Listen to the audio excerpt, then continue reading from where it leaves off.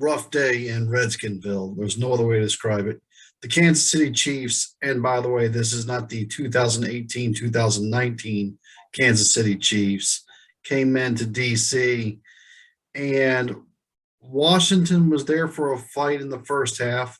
Actually, dare I say, the defense looked good in the first half, causing three turnovers in the first half.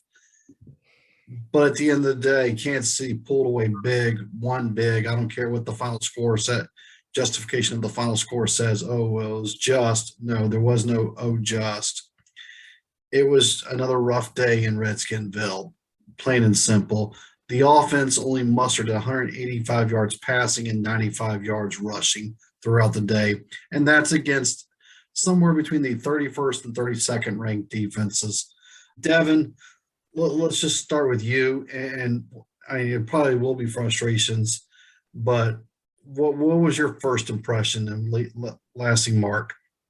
So, first impression, first half, they came out there and played how they can play on defense, but then offense didn't help them out. You're supposed to score off turnovers, at least get a field goal. And then offense looked horrible, and I wouldn't put that all on Antonio Gibson and Terry McLaurin and Taylor Heinicke.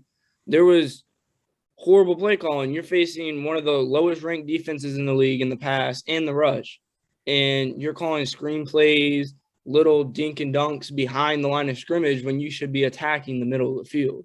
You should be attacking them because Chiefs offense can score like that.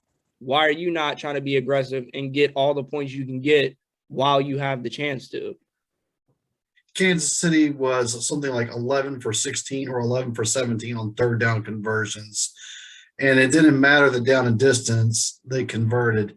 And as bad as Sneaker Boy, shall we say, because all I see is those State Farm stupid commercials with him now, was in some of those errant decisions he was making.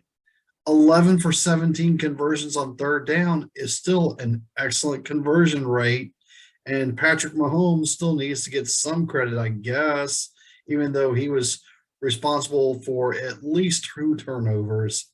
The defense could not get off the field, plain and simple. First half, they did their job, actually. They got them off the field. They did what they were supposed to. We, going in the game, wasn't expecting much from them, but they did what they're supposed to first half. Second half, I don't know what happened. They decided not to play or whatever. But they gave up, I think it was 7 or 8 consecutive third downs. We get them a third down, they convert. Third down, convert. You don't win football games like that.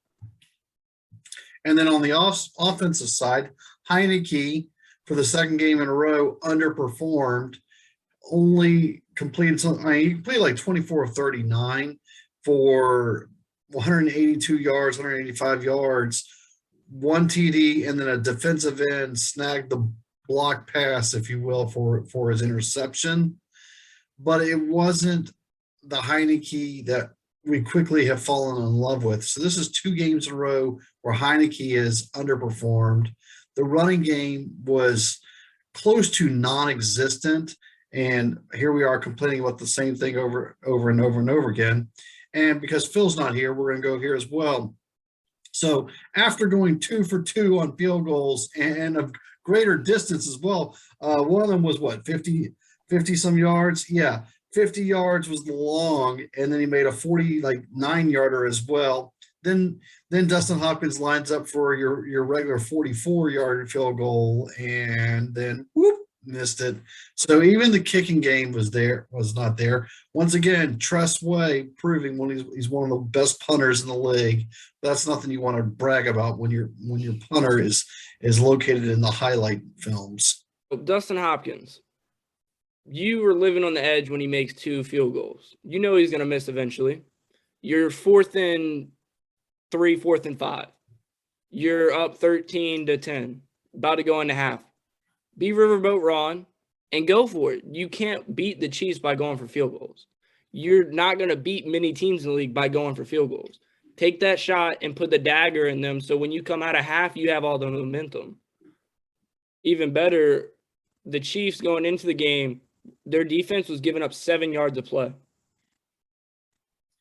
And things don't get any easier for Washington now, because now instead of playing a high scoring team at home, you go play a high scoring team on the road that's finding their stride. Discount double check continues. This time they're in Green Bay next week with Aaron Rodgers, and Green Bay's 5-1 and only moving up in the overall standings, not just the NFC North division. They're moving up overall. So this could be yet another rough weekend for the Redskin faithful. Green Bay, in my opinion, you look at them, they're a better overall team than the Chiefs. They actually have a defense. And you saw what we did to one of the lowest ranking defenses in the league. What do you expect going into that game? It doesn't look pretty from an outside standpoint. Out there, for those out there, follow us on Twitter at Coach Crew Show, at Devin_804_Deans on Twitter. We're on Instagram. We're on Facebook. Our website is coachandcrewshow.com, and please subscribe to our YouTube channel. I would say hail to the Redskins, but today was a rough beatdown, and I'm still a little disappointed in the actions. But until then, we'll see you next time.